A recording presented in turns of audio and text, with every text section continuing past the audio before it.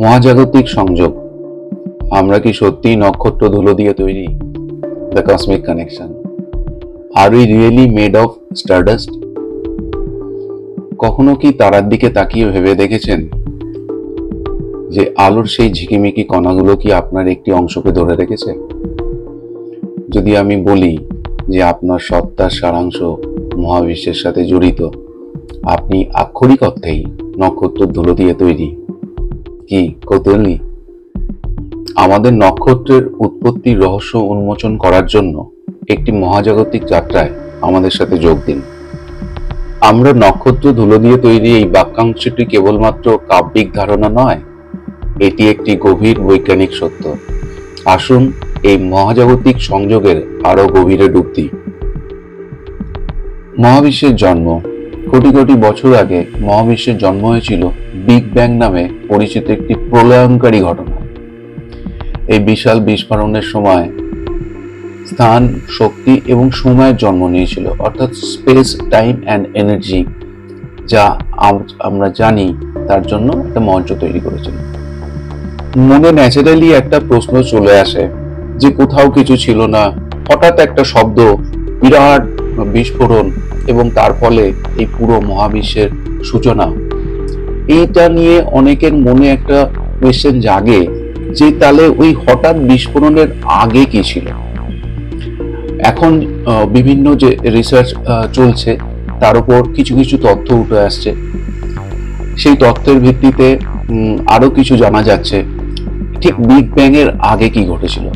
আমরা এর উপর একটা ভিডিও খুব তাড়াতাড়ি নিয়ে আসবো আমাদের এই স্টোরি টেলিং চ্যানেলে, সাথে থাকবেন। বিগ ব্যাং এর পরে সেই চূড়ান্ত বিশৃঙ্খলার মাঝখানে তৈরি হতে থাকলো মিল্কি ওয়ে, গ্যালাক্সিস, নেবুলাস, সৌরমণ্ডল, এবং ধীরে ধীরে গহীন অন্ধকার মহাজাগতিক আলোকবর্তিতার মতো জ্বলে উঠল। তারার জীবন ও মৃত্যু। তারাগুলি হলো অবিশ্বাস্য চুল্লি যেখানে পদার্থ তৈরি হয়। তাদের জ্বলন্ত হৃদয়ে পারমাণবিক ফিউশন হাইড্রোজেনের মতো সরল উপাদানগুলিকে হিলিয়াম, কার্বন, অক্সিজেন এবং লোহার মতো আরো জটিল উপাদানগুলিতে রূপান্তরিত করে। এই উপাদানগুলি জীবনের ভিত্তি, কিন্তু তাদের যাত্রা এখানেই শেষ হয় না। যখন বিশাল তারাগুলো তাদের জীবনচক্রের শেষ প্রান্তে পৌঁছায়, তখন তারা একটি নাটকীয় এবং সহিংস মৃত্যুর মধ্যে দিয়ে যায়, যা সুপারনোভা নামে পরিচিত। এই বিস্ফোরণটি প্রচুর পরিমাণে শক্তি নির্গত করে এবং তারার ভারী উপাদানগুলোকে মহাকাশে ছড়িয়ে দেয়। এই বিক্ষিপ্ত অবশিষ্টাংশগুলি, যা স্টারডাস্ট নামে পরিচিত, জীবনের জন্য প্রয়োজনীয় উপাদানগুলি ধরে রাখে। গ্রহের গঠন। জীবনদানকারী উপাদানগুলিতে সমৃদ্ধ এই মহাজাগতিক ধূলিকণা মহাকাশে ভেসে বেড়ায়। অবশেষে তারা নতুন তারা, গ্রহ, এমনকি সৌরজগতে একত্রিত হয়। প্রায় 4.6 বিলিয়ন বছর আগে, বাংলায় যার অর্থ 460 কোটি বছর আগে, এমনই একটি নক্ষত্র ধূলিকণা একত্রিত হয়ে আমাদের সৌরজগৎ গঠন করে। মহাজাগতিক সংঘর্ষ এবং মহাকর্ষীয় টানের মাধ্যমে আমাদের পৃথিবীর জন্ম হয়। জীবনের উত্থান। এই নবগঠিত পৃথিবীতে জীবনের উত্থানের জন্য মঞ্চ তৈরি হয়ে গিয়েছিল। প্রাচীন সুপারনোভা দ্বারা ছড়িয়ে ছিটিয়ে থাকা উপাদানগুলি একত্রিত হয়ে জল, জৈব অণু এবং অবশেষে জীবনের প্রথম লক্ষণ তৈরি করে। সরলতম এককোষী জীব থেকে শুরু করে আজকের জটিল প্রাণী মানুষ পর্যন্ত, পৃথিবীর সমস্ত জীবনের উৎপত্তি নক্ষত্রের মধ্যে একটি সাধারণ উৎস।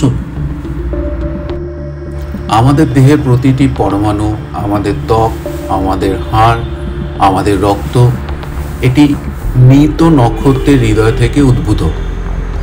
এটি একটি বিনয়ী চিন্তা যা আমাদের বিশাল প্রাচীন মহাবিশ্বের সাথে সংযুক্ত করে।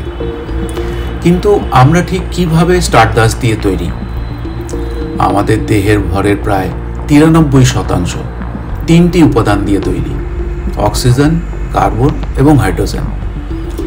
এই উপাদানগুলি প্রাচীন নক্ষত্রের নক্ষত্রীয় চুল্লিতে তৈরি করা হয়েছিল, যা আমাদেরকে আক্ষরিক অর্থেই নক্ষত্রজাত প্রাণীতে পরিণত করেছে।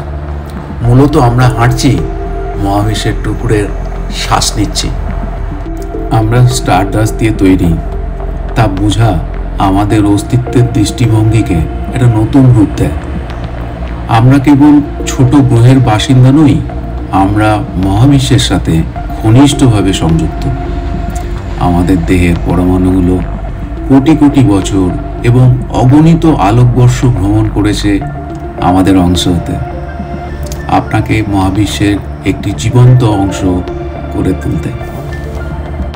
আমরা যতই ছোট্ট বা তুচ্ছ মনে করি না কেন, আসলে আমরা বিশাল, প্রাচীন এবং অসাধারণ কিছুর অংশ। এই উপলব্ধি জীবন এবং মহাবিশ্বে আমাদের অবস্থানের প্রতি গভীর উপলব্ধি জাগাতে পারে।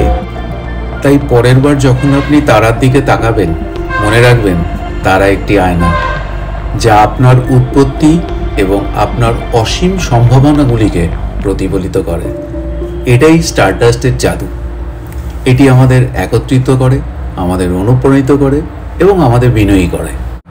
আমাদের পরবর্তী ক্রনিকল বা এপিসোডের জন্য আমাদের সাথে থাকুন, যেখানে আমরা মহাবিশ্বের আরও গভীরে প্রবেশ করব। কেবল তারা নয়, বরং সব কিছু নিয়ন্ত্রণকারী স্বর্গীয় শক্তির জটিল নৃত্য, the Symphony of the universe. এই সার্বজনীন ছন্দটি কী এবং এটি আমাদের জীবনকে কিভাবে প্রভাবিত করে? আসুন একসাথে খুঁজে বার করি।